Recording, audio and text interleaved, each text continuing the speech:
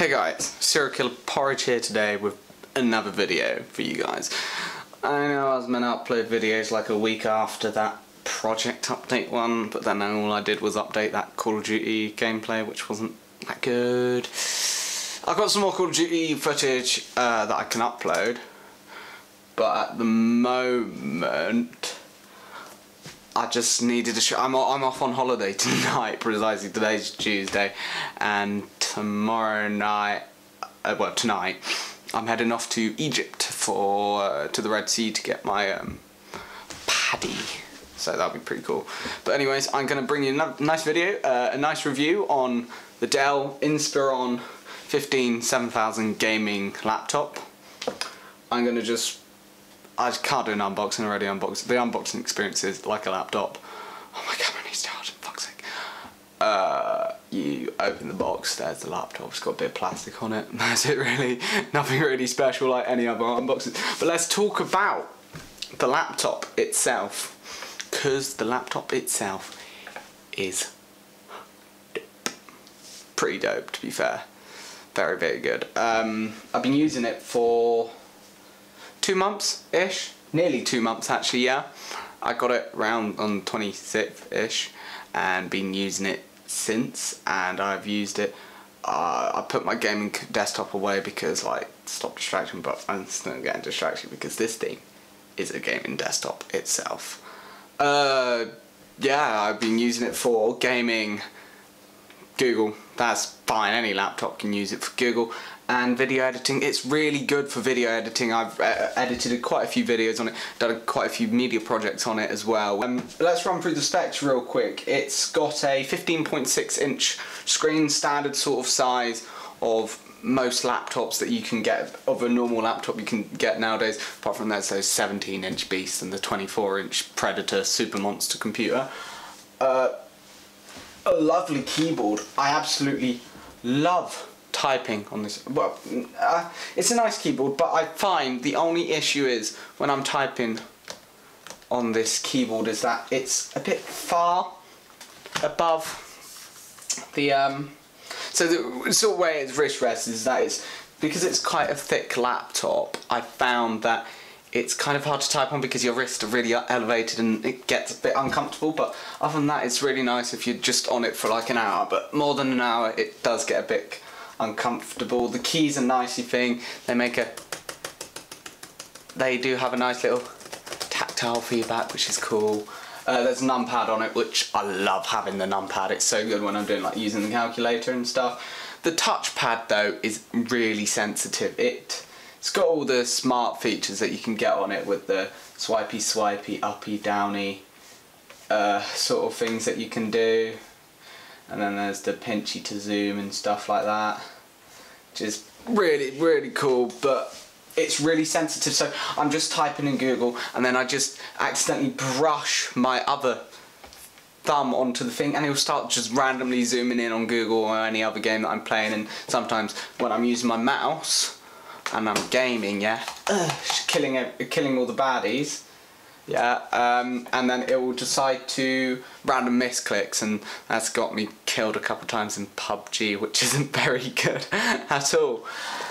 It's only got, the edition I got only has a 250 gig SSD in it. SSD, brilliant, super fast. It's an M.2 SSD, but however, it is running at SATA speeds, which isn't sort of what you want because that's just like a bit slower than M.2. It has a space there inside for another hard drive, which I've already done. I put a 500 gig hard drive in there, but what's happened, I found since I've done that, it's actually slowed down. I don't know why. I guess it's trying to boot up the hard drive and Screen's nice. Screen is good. There's only not much wobble to the. There's a load of normal sort of wobble to the screen, but not stupid amounts. The viewing angles are pretty dope. So you can be standing pretty much 90 degrees to the side of the laptop, and you'll still be able to see it. See what's on the screen. Screen's nice. not much glare to it. Yeah. Oh yeah, the keyboard's backlit. Not RGB though. It's not that expensive. I was gonna buy an RG one, but that was £100 extra. Same specs as this one, but you get RGB. You can change the brightness as well. But for some reason I need to press FN to use any of my function keys anymore now. Speakers are wonderful. Speakers are wonderful.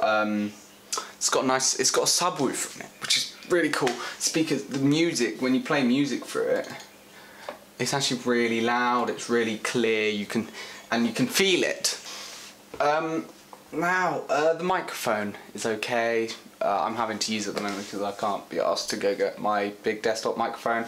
When I'm on TeamSpeak, my friends do complain about hearing my keyboard sometimes, so that means it's kind of responsive, very sensitive. It's nice. But as a laptop, it's brilliant. Really good laptop. But now let's get on to the little slogan they put in the name, the gaming part. This is where the specs come in important, which I didn't tell earlier on in the video. 1080p screen, yeah. Standard. But specs are i5 73... I definitely know the specs off by heart. i5 7300Q, it's a quad-core processor, and it runs, oh my god, this is pretty cool, yeah. So, it has a boost, which is absolutely OP, yeah? Oh, how was it? High performance.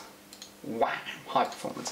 So it has a boost of 3.2 gigahertz, and it doesn't thermal throttle because there's massive cooling vents on the back which get all the dispel all the hot air out, which is kind of cool. I'm gonna have to pause and start again in a second. But i5 7300Q quad-core processor. That's all you need really for low-end games nowadays, though. 8 gigs of RAM, standard speed RAM. I'm probably going to put another 8 gig stick in there because more RAM, more performance, especially in games nowadays like PUBG, you need a lot of RAM for it.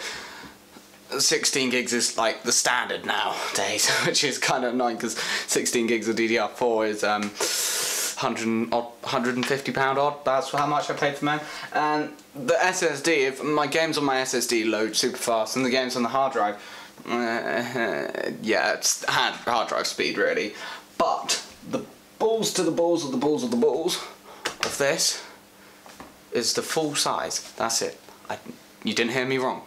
Full size GTX 1050. That's it. That's all you needed to know. It's got a full size. It's sporting a full size 1050 in here with 4 gigs of VRAM, which is OP. That's 2 gigs less than my 980 Ti, but 980 Ti super fast. You know the drill. But 4 gigs of VRAM. Like all my other graphics, my 970 had 4. Yeah, it only had 4 gig VRAM. I definitely knew that. I didn't have to Google it. But yeah, full size 1050 with 4 gigs of VRAM. How impressive is that? It runs blast through all the games I throw at it. I'll just throw some benchmarks in now.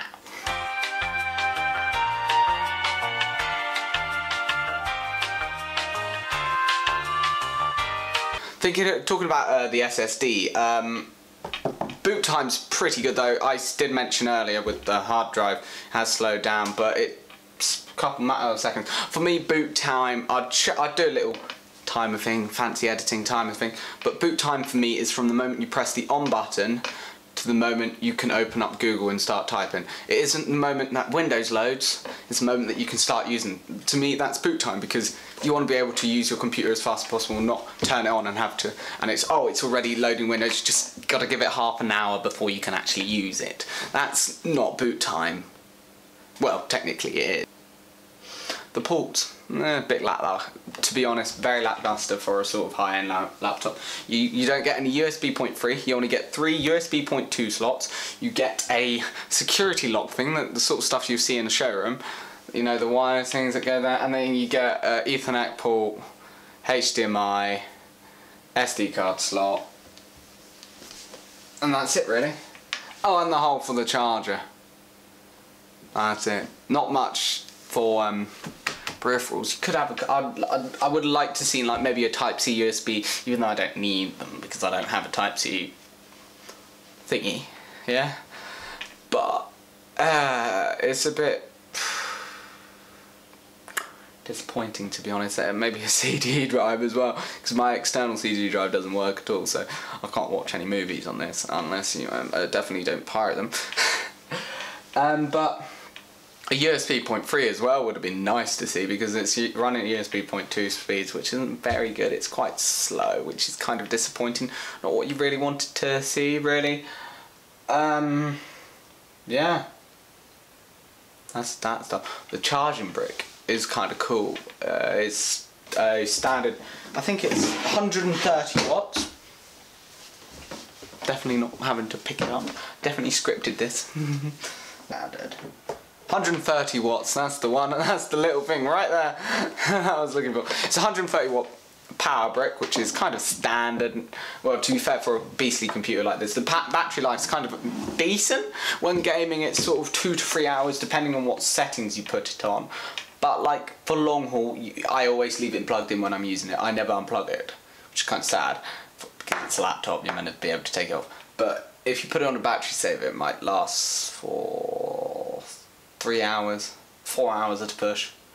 Very, very, very, very difficult to work out, because what I generally do is whack it onto power saver and I go into the NVIDIA settings and change the settings to maximum performance, which for the graphics card, from maximum performance to minimum performance, which reduces the video output sort of thing, but it makes the battery last just a bit longer, but it's always the bit longer that counts. Generally battery life's okay. The battery's quite big, it's quite, I'll take the back off. Standard size battery for it, and charging's pretty good. It takes like 1 hour and 50 minutes to charge it from 20% to 100%, which is really good for, really good, because that's the sort of speed that you'd see from a mobile phone or from like 2010, 2014. Nowadays we have all our fast chargers in 75 minutes, in like 15 minutes or 75%, stuff like that, you know what I mean. So guys, my final verdict on this great laptop. It cost £750, which is $987, so $1,000. It's a $1,000 PC, it's laptop slash £750 computer. It's worth the money. That's all I can say. You don't need to spend more than that on a laptop. It runs Battlefield 1, GTA 5, which is a really intense game, PUBG, which is badly optimized but intense, CSGO, that's easy stuff, and Shadow of Mordor. Oh, Shadow of Mordor runs so smooth, medium settings, 100 frames per second. I've done benchmarks, you've seen the benchmark. So guys, who I think this laptop for is for the portable gamer, let's put it. So you can game on it, unplugged, yeah, but it's better plugged in, like a laptop. But it's sort of good for a person who's moving around a lot, and also they don't want to take up too much space on the desk, because it's nice and small, doesn't take up too much. You can push it out the way and it's out of the way. Or you can plug it into mods like I used to, into like, but it serves a purpose. It's got a purpose. If you have a desktop, get it still if you want to get a laptop, because you can take it around with you. You can't who would want to lug around a desktop with them into like a LAN or to like school when you don't want to actually focus on lessons and just want to play a video game? Because I'll do that. It's worth every penny you put into it, because it plays all the games. It does video editing like a beast. But yeah, this outro is so bad.